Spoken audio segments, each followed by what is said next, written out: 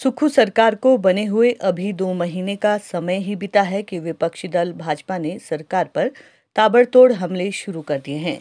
संस्थान बंद करने से लेकर कर्ज को लेकर सत्ता पक्ष और विपक्ष आमने सामने हैं। भाजपा के प्रदेश अध्यक्ष सुरेश कश्यप ने शनिवार को भी सरकार पर जोरदार हमला बोला। भाजपा प्रदेश अध्यक्ष ने पत्रकार वार्ता को संबोधित करते हुए कहा कि कई आलाकमान अफसर कांग्रेस पार्टी की चार्जशीट बनाने में मदद कर रहे थे। उसमें से एक अधिकारी को सरकार में विशेष नियुक्ति देकर कांग्रेस सरकार ने पुरस्कार दिया है।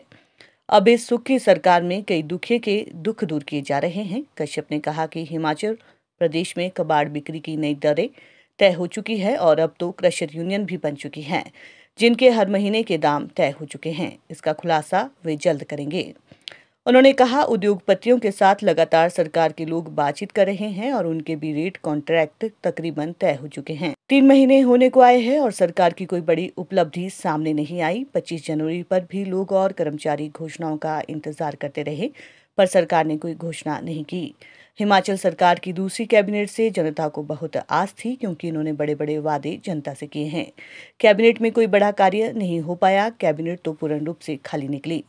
कैबिनेट में केवल एक मामला पास हुआ कि सरकार 2000 करोड़ का ऋण लेगी। उन्होंने कहा कि सरकार के मुखिया केवल ऋण का रोना रो रहे हैं, पर इस सरकार के 3 महीने पूरे होने जा रहे हैं और अभी तक इस सरकार ने 4500 करोड़ का लोन ले लिया है। दिसंबर में 1000 करोड़, जनवरी में 1500 करोड़ और अब फरवरी में 2000 करोड़ का कर्ज सरकार लेने जा रही है। हिमाचल के परिप्रेक्ष्य में देखें तो टूरिज्म डेवलपमेंट में ज़्यादा बढ़ावा मिले और ज़्यादा से ज़्यादा डोमेस्टिक और फॉरेन टूरिस्ट हमारे देश में आए, इस दृष्टि से मैं समझता हूँ एक महत्वपूर्ण पहल हिमाचल प्रदेश के परिप्रेक्ष्य में हम कह सकते हैं। इसी प्रकार से रेलवे का जो बजट आया, ऐतिहासिक बजट इस बार रेलवे को दिया गया है। हम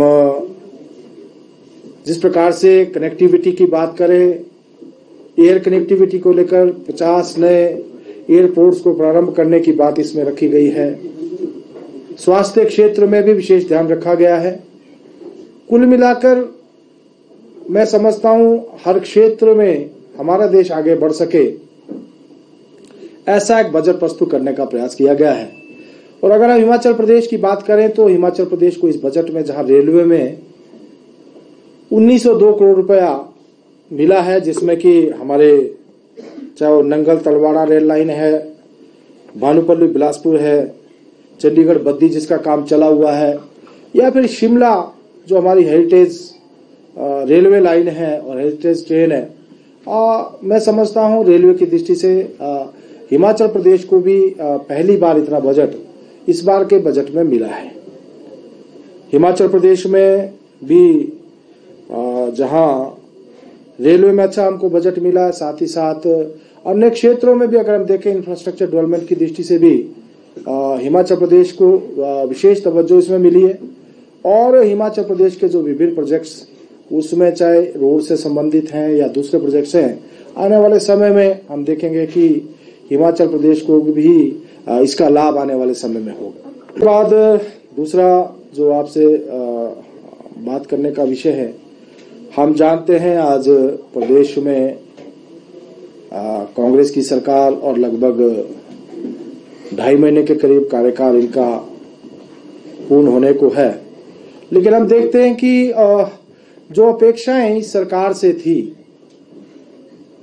और जनता ने जो इस सरकार से एक जो उन्होंने इच्छा रखी थी कि ये सरकार आते ही बहुत कुछ करेगी, लेकिन अभी तक उस दिशा में ये सरकार नाकाम रही है।